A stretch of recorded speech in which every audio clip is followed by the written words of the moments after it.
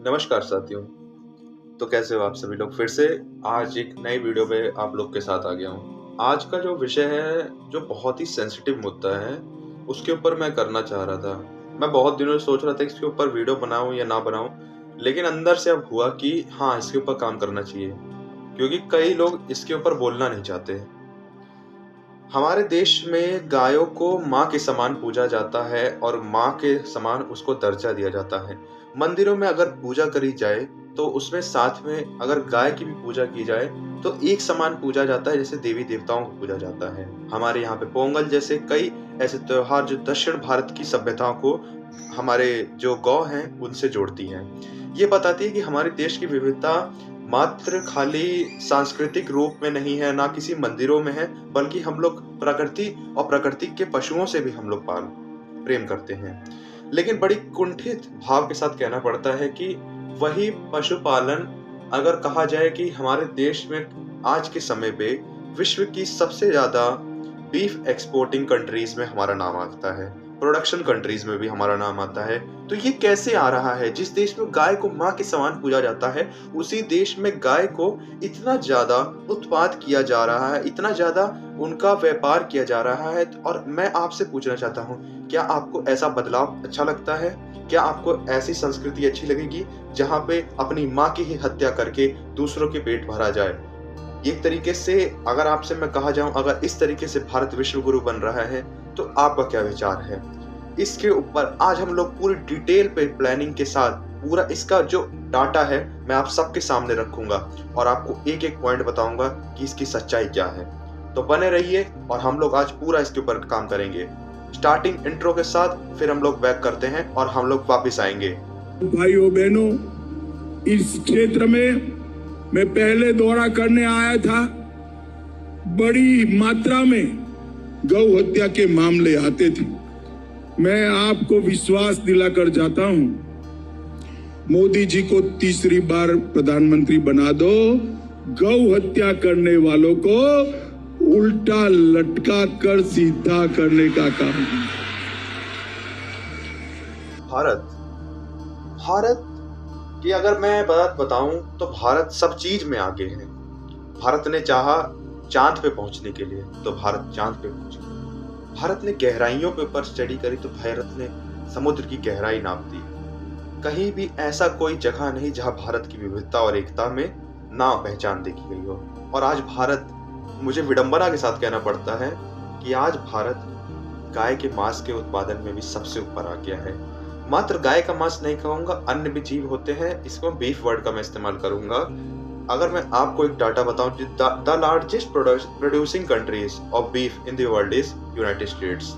United states का नाम सबसे ऊपर इस वजह से आता है क्योंकि वहां की विविधता जानवरों को खाने से ही खाली उनका पूरा होता है। और वो लोग खाली प्रोडक्शन कंट्रीज के हिसाब से मैं बता रहा हूँ, उनको खाली खाने से मतलब है। वैसे ही दूसरा एग्जांपल ब्राजील का है। ब्राजील भी ऐसी कंट्री है। चाइना तो आप लोग जानते ही हैं, चाइना हर चीज में आगे रहता है, इस चीज में भी आगे रहेगा। लेकिन चाइना के यहाँ बैलेंसिंग भी है, हर चीज के ऊपर वो लोग बैलेंस पे काम करते हैं। तो चाइना इसमें थर्ड रैंकिंग में प्रोड्यूसिंग कंट्रीज में। लेकिन बहुत ही अंदर से खराब लगता है जब मैं इसकी टॉप 5 चार्ट पढ़ता हूँ तो चौथे नंबर पे इंडिया का नाम आता है।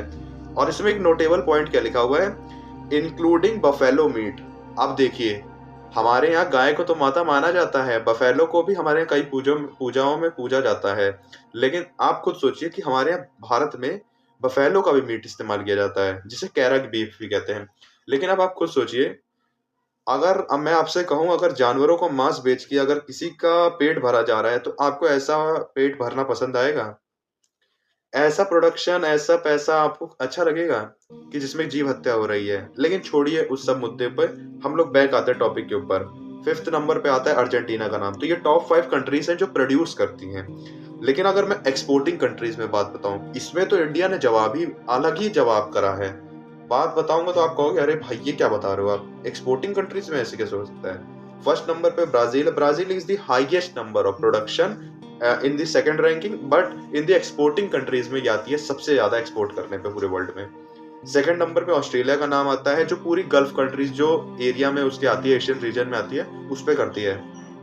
थर्ड पे फिर से वही नाम, इंडिया। इंडिया में सबसे ज्यादा बफेलो मीट का, कैरग बीफ का भी किया जाता है, लेकिन ये नहीं कहा गया कि गाय के मांस का नहीं किया जाता, साथ साथ वो भी किया जाता है। इस वजह से बीफ प्रोडक्शन और बीफ एक्सपोर्टिंग कंट्रीज में इंडिया का नाम भी है 3rd रैंकिंग पे।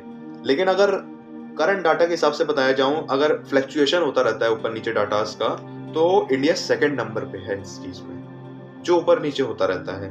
4th नंबर पे इसमें यूएस आता है, टॉप 3 में ये भी इसमें था पिछले वाले में, लेकिन इसमें एक्सपोर्टिंग कंट्रीज में 4th नंबर पे, क्योंकि ये लोग उपभोग करते हैं ज्यादा, ये लोग खाने पे।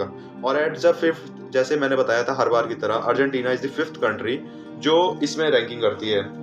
अब आपके सामने एक नोटेबल पॉइंट बता देता हूँ कि आप जान लीजिएगा बीफ और इंडियन बीफ में क्या अंतर है। इंडियन बीफ मैंने वर्ड इसलिए इस्तेमाल किया जो इंडिया की बीफ जाती हैं। Basically India beef export ranking refer mainly to buffalo meat, carabeef, CARABEEF, कैरा beef.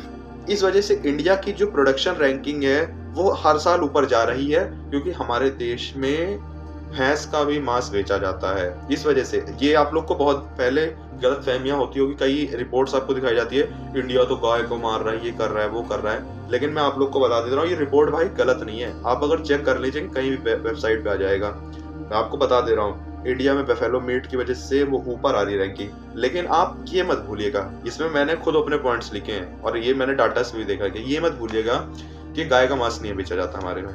हमारे देश का अगर मैं डाटा बताऊं ना, अगर आप खुद सर्च करेंगे, मैं अभी लिस्ट यहाँ लेफ्ट साइड राइट साइड में जब पिक्चर्स लगाऊंगा उस पर दिखा दूंगा कि सबसे ज्यादा जिस राज्य का अगर मैं नाम लूंगा तो आप लोग कहोगे अरे हो ही नहीं सकता, आप झूठ बोल रहे हैं। जिस राज्य को जहाँ की ट्रिपल इंजन की सरकार है, उत्तर प्रदेश सरकार है, जहाँ पे उत्तर प्रदेश में, वहीं पे सबसे ज्यादा मैट्रिक टन में हमारे यहाँ पे प्रोडक्शन होती है बीफ की। कितनी विडंबना की बात है कि जहाँ की सरकार गाय और सनातन के ऊपर बात करती है, वहीं पे सबसे ज्यादा ये हो रहा है। अब आ जाते हैं हम लोग मेन पॉइंट्स के ऊपर, जो अब बता देते हैं कि विश्व में बीफ क्या है और उसका उत्पादन का जो डेटा है।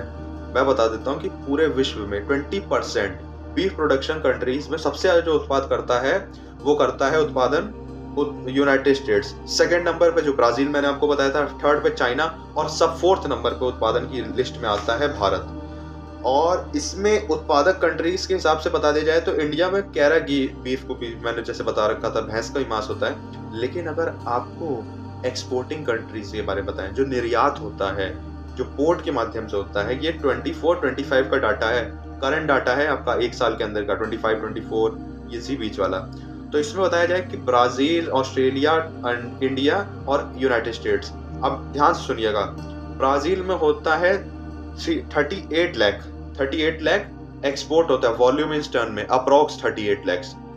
और 2nd नंबर पे आता है ऑस्ट्रेलिया, जिसमें आता है 19,60,000, जो है ये टन्स में बता रहा हूँ, वॉल्यूम टन्स में। और इंडिया का आता है, आप सोचेंगे कितना का, आप सोचेंगे क्या 3rd रैंकिंग है। अब सुनिएगा, 15,60,000 मतलब 15,60,000 volume ton in export of beef production. United States is 12 lakh. तो अब आप सोचेंगे 3rd रैंकिंग पे इंडिया का नाम आ रहा है, तो 3rd रैंकिंग में आने का कारण बताता हूँ। इसमें कुल जो है 12,95,603 मैट्रिक टन में भैंस का मांस का निर्यात होता है। तो आपके सामने कैलकुलेट कर देता हूँ, 15,60,000 जिसमें से 12,95,603 ये आ गया आपका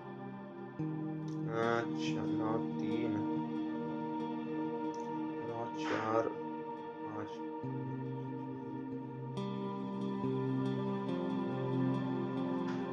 अब आप खुद सोचिएगा कि मैंने क्या निकाला होगा। 15,60,000 जो मैट्रिक टन भारत का आ रहा था, उसमें से 12,95,603 तो भैंस का मांस है।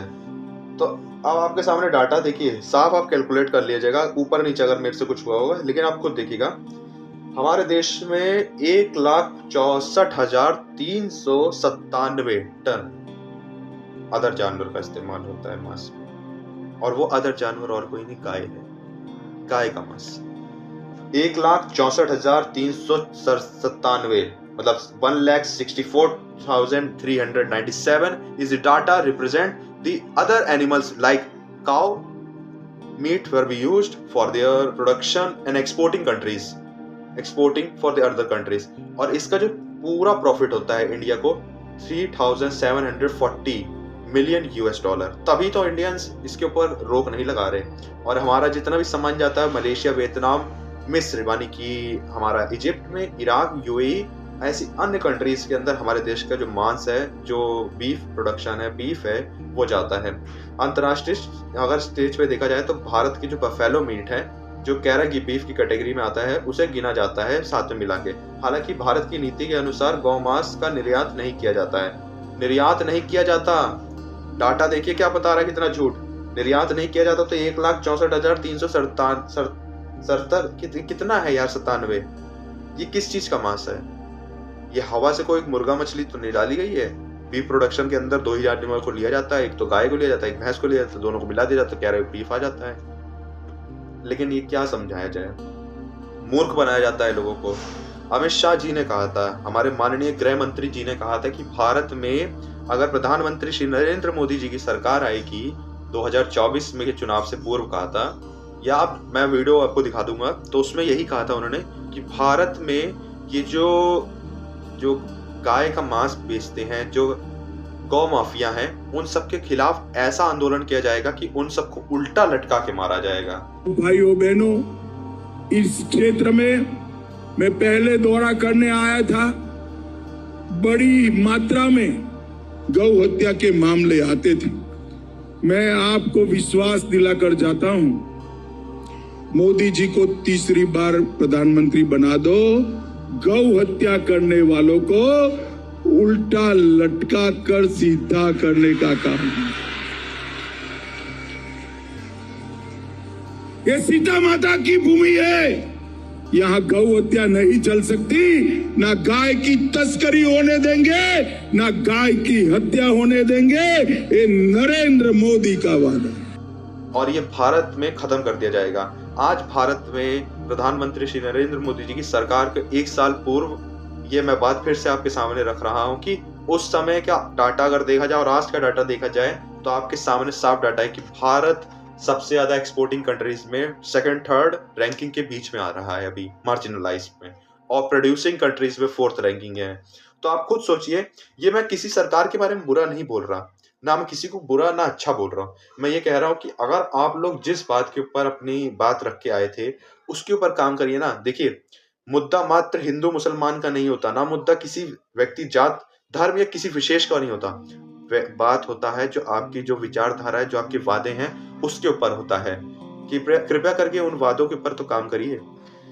मैं आप सबसे हाथ जोड़ के अनुरोध करता हूँ, जितने भी बजरंग दल के कार्यकर्ता लोग भी देखते हैं, बजरंग दल वाले भी, मैं उनसे भी ये कहना चाहता हूँ, और जितने भी गौ रक्षक हैं हमारे देश में, वो लोग से भी मैं ये कहना चाहता हूँ कि अगर आप लोग सही में काम कर रहे हैं तो इसको जड़ से खत्म करिए, क्योंकि अगर ये खत्म नहीं होगा तो ये संख्या ऐसे बढ़ती रहेगी और भारत का नाम एक और स्तर के ऊपर स्वर्ण अंकों में लिख दिया जाएगा, production countries and the producing country, exporting countries में, निर्यात और उत्पादन कंट्रीज में। तो ऐसे स्वर्ण अंक को आपको कहाँ लगाना है? इन पैसों से आप क्या करेंगे?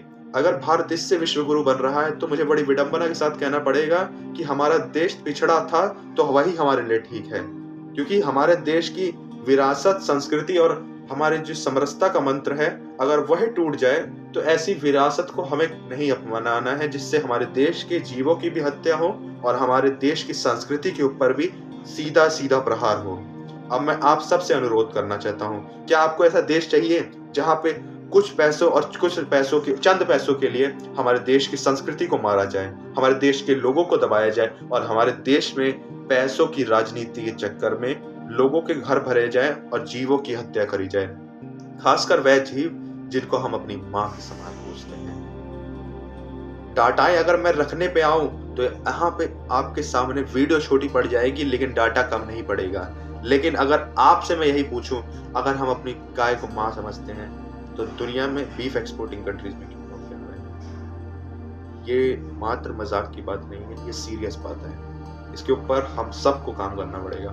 अगर नहीं काम किया जाएगा तो इंडिया बीफ एक्सपोर्टिंग कंट्रीज में भी टॉप आ जाएगा और फिर हम लोग यही कहेंगे कि हमने क्या नहीं किया। हमारे आने वाली पीढ़ी हमसे कहेगी गाय कौन सा जीव होता है, तो हम यही बता पाएंगे कि हमारे यहाँ पे भी एक जीव हुआ करता था, जैसे डायनासोर हुआ करते थे पहले के टाइम पे। क्या ये आप ऐसा करना चाहते हैं? और ये मजाक आपको लगेगा, लेकिन ये सच्चाई है। कई ऐसे देश हैं जहाँ पे आज के समय पे खाना पानी की भी कमी हो गई है। वहाँ के लोग अपने बच्चों से बताते हैं कि इस तरीके से ये दिखता था। लेकिन वही चीज मैं आपसे ये पूछना चाहता हूँ, अगर हम अपनी गायों का सम्मान नहीं कर सकते तो ऐसे पशुपालक के रोजगार को बढ़ावा देने का कोई अधिकार नहीं बनता सरकार का। जो रोजगार दिया जाए और जीव जंतुओं को बचाने के लिए काम किया जाए और बाद में उन्हीं की हत्या करके अपने घर का और अपनी राजनीति को चमकाया जाए। ये एक सच्चा छुपा हुआ एक कड़वी राजनीति है जो आप सबके सामने मैंने आज रखी है, और इसके डाटा मैं सारे आपके सामने रख दूंगा। आप खुद कहोगे ये भाई कहाँ से लाए, ये क्या चीज है, लेकिन आपको खुद बाद में पता चलेगा कि मैंने एक एक बात जो बोली है बिल्कुल सच बोली है। मैं माननीय प्रधानमंत्री जी से भी कहूंगा जो गाय पालन के लिए हमारे देश को प्रोत्साहन करते हैं, मैं उनसे हाथ जोड़ के अनुरोध करता हूं, अगर ये वीडियो अगर उनके पास पहुंच गई तो मेरा उनसे बस यही अनुरोध है कि ऐसे जो तस्करी माफिया हैं उनके खिलाफ जड़ से काम किया जाए और इन कट्टरपंथी विचारधाराओं को खत्म किया जाए। क्योंकि हमारे देश की माँ हमारे देश की संस्कृति है, हमारे यहाँ पूजा माँ को जाता है, हमारे देश में माँ को सबसे ऊपर रखा जाता है। मात्रा हमारे लिए हर शब्द की रचना माँ है, हर चीज की रचना माँ है, हर जीव की रचना माँ है। तो उसी माँ को हमें बचाना है और उस माँ के लिए काम करना है। अब आप लोग के साथ मैं यही कहना चाहता हूँ कि देशद्रोह नहीं है, सवाल नहीं करना है कि ये बड़ा एक कड़वा बात है कि ये हमारे देश के लिए देशद्रोह नहीं है कि हमारे देश की मायों की हत्या की जा रही है। अब आप ऊपर और मेरे से यही आपसे अनुरोध है, अगर आप लोग भी अगर ये सही समझ रहे हैं तो इसके साथ मेरे साथ आवाज उठाएं और इन गौ माफियाओं के खिलाफ डट के खड़े होइए। क्योंकि अगर आज आप दब गए तो आने वाला भविष्य आपको यही बोलेगा कि आपने उस समय क्यों काम नहीं किया। आशा करता हूँ आज की वीडियो आपको अच्छी लगी होगी। धन्यवाद। जय हिंद, जय भारत।